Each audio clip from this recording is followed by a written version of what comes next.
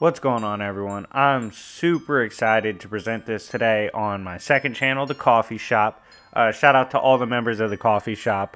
We're going to be dropping a lot of content on here from here on out as we build the platform, and I'm having a blast. And some of the stuff I'm bringing to the table includes Star Wars, Yu, Bleach, My Hero.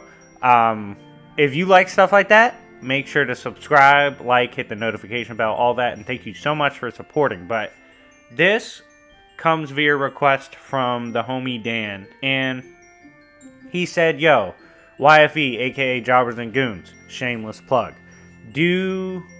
How would you break down the strongest characters in Star Wars, in particular, the deities, right? How would you argue for them, / how would you present them in order to help someone understand? Because basically he was having a situation where he was trying to explain to his friends how strong in Legends and EU these gods are. And his friends were not really understanding, and he wasn't having a great time explaining to them, so I'm going to help out. So without further ado, this is part one to hopefully an ongoing series where I discuss the strongest aspects of Star Wars, mythology, cosmology, all that. Because they have their own mythos in their verse, and it's amazing. And if you love stuff like this, let's try to get this up to 75 or 100 likes, and I'll drop part two. But without further ado, let's begin. So, first character I want to talk about is who cosmologically and narratively in Legends should be the strongest, and that's Father. Now, this is interesting because Father, in some narrations, including canon Disney works and whatnot, that poison, Father did say Chosen One Anakin potentially one day could replace him. But that doesn't necessarily mean he would surpass him. And here's why I want to say that. So first, let's talk about the cosmology itself. Obviously, we have the regular universe, which has been referred to in Legends as vast and infinite. And then on the other side, we have cases where we've seen alternate realities, like in Star Wars Infinities, which is realities that take place where they converge from a certain point in the main line. For example, Luke and Vader, right? That dynamic. There's a reality that exists where Luke goes with Vader. Now, how many exactly is there supposed to be? It's kind of rough to say. I think it's fair to say damn near it's got to be thousands to millions of alternate realities just based on how many critical moments have occurred in the Star Wars mythos. I mean, logically, there would be so many. And it was kind of the idea behind Star Wars Infinity seemed to imply any major moment, has a break-off. So, plenty of those. Not to mention, we have seen Star Wars and Legends and EU crossover with other brands. For example, Marvel. I know in an X-Men comic, we had Star Wars characters appear there like Jabba the Hutt and Fett. So, they do have other multiverses they've tapped into. It's interesting, right? But I think it's more fun / safe to argue that the numerous / potentially infinite realities spawning from Star Wars Infinities due to different points in time changing in a different reality. So with that logic and that route, you could argue the multiverse that way, right? Like that is the Star Wars multiverse. You could also argue it through, there's been tales where apparently Yoda's Force spirit has gone to numerous alternate realities in different planes of existence. There is, in terms of extra dimensional structures, this shit gets interesting. So hear this, right?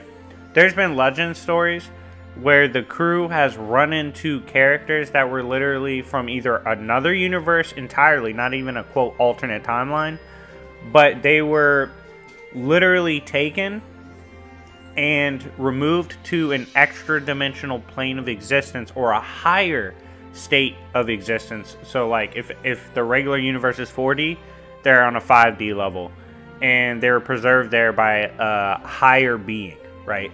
So there are extra dimensional structures that at least bring the multiverse to 4D, 5D. Then you get to Mortis, which is very important. Mortis is a realm constructed and reflected in the family being the father, son, and daughter. When I say reflected, literally, its structure, its very environment, what we would perceive as the physical, so like storms, weather, is literally merely a projection of the existence of either son or daughter at any point in time, with father bringing the balance to it, right? And this is important because this structure was created as basically a prison for son and daughter, made by who I believe, narratively should be the big dog, Father. And Father made this because he stated himself that his 2 children, if they were allowed to go out and just regularly exist in the universe, the mortal realms, they would passively tear it apart and destroy the fabric of existence, but by beefing. So them fighting each other would destroy everything. And I just went over what should be like the mortal realm and whatnot, like stuff that is considered normal.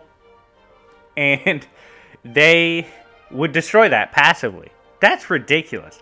But the reason they would destroy that is pretty significant, and I'll get to it when I talk about them.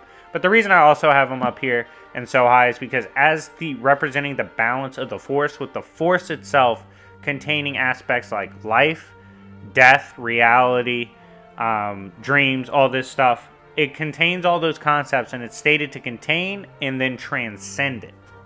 This is important because Father is the balance itself in the concept of the Force, which should be low to mid outer. Like the Force is pretty, given the fact that it transcends raw concepts like life and death, dualities, it transcends that while encapsulating them. It should be above low outer, right? Or baseline outer, however you want to say it. So he represents the balance of that. The sun is the dark side of that concept, the bad of it. The daughter is the light side of that. Father can body both of them, especially in Legends. He's known to just constantly body them if he has to, right? Pretty much no diff. On the other side, Abeloth, fully charged, ran up on son and daughter, beat them, right?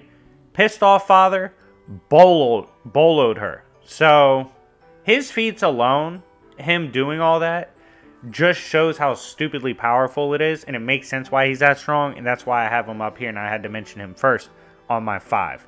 So, because there is going to be 5 in this video if I didn't say that already. It's been a long day. Moving on, we have who I believe... okay, so it's a toss-up between these two, and I'm going to do a versus battle between them. Either Full Potential Anakin or Abeloth. I'll speak on Abeloth first.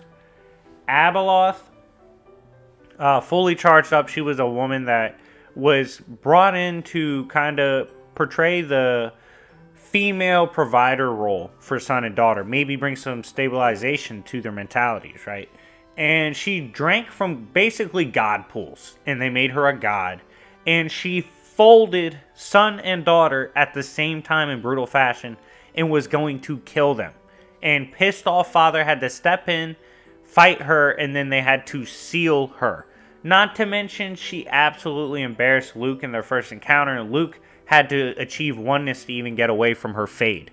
Abeloth is stupidly powerful in the fact she folded son and daughter in such vicious fashion, and a pissed off Father had to box with her and then seal her.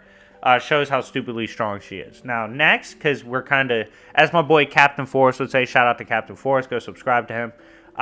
We're chain scaling right now, I've given you a chain, we're following it. This goes to Full Potential Anakin. I think him versus Abeloth is an amazing battle, and let me know in the comment section if y'all want to see that. But Full Potential Anakin, we did kind of get a preview of what that should be. In canon, finally, Disney kind of does something that doesn't suck. And this was portrayed in which Full Potential Anakin harnessing the power of Mortis and the realm itself, which basically allowed him for a little bit to achieve what should be his full potential, he was able to bring son and daughter to their knees. This is wild. Not to mention father gassed him up and said, you could probably replace me one day. So full potential Anakin definitely has an argument to be up there. I think that battle's amazing. Let me know. Let me know if y'all want to see that, because I'm definitely down to do that. Next, we have Son. Now, I have Son fourth because Son is the dark side manifestation of the Force, and in my opinion, he's given a lot more aggressive / better AP in fighting feats. Like, he's known to try to actively challenge father and is best suited to do so. Fights daughter evenly all the time, if not beats her sometimes, as well as she can beat him with help. And she has beaten him before. I mean, they're kind of tied, but in terms of having a better bag of tricks for a fight against more opponents, in my opinion, Son is more viable. Let me know if y'all believe that between son and daughter, and I can do that battle as well. I'll research it more thoroughly just to make sure I didn't miss anything, but in my opinion, he should have more versatility than daughter. Lastly on this list for the video, for part 1 at least, we have daughter. Daughter being the light side itself of the Force. I already went over how the Force should scale. She has combated Son over the years. She's able to manipulate and change with her existence itself the complete landscape of Mortis, as mentioned prior. And overall, just her boxing with her brother at all, and her being able to combat him, puts her massively up there in terms of scaling. So, anyways, let me know what you guys think of the gods of Star Wars. There are more. There are way more broken characters in Star Wars I can certainly go over next. But let me know if this helped you at all, if this helped you guys explain or understand the mythology of Star Wars any better, because that's what I'm trying to do. But thank you guys so much for watching. I hope you enjoyed. Make sure to like and subscribe, all that. It's been your boy, Jobbers and Goons. This is The Coffee Shop, and I will see y'all later. Peace.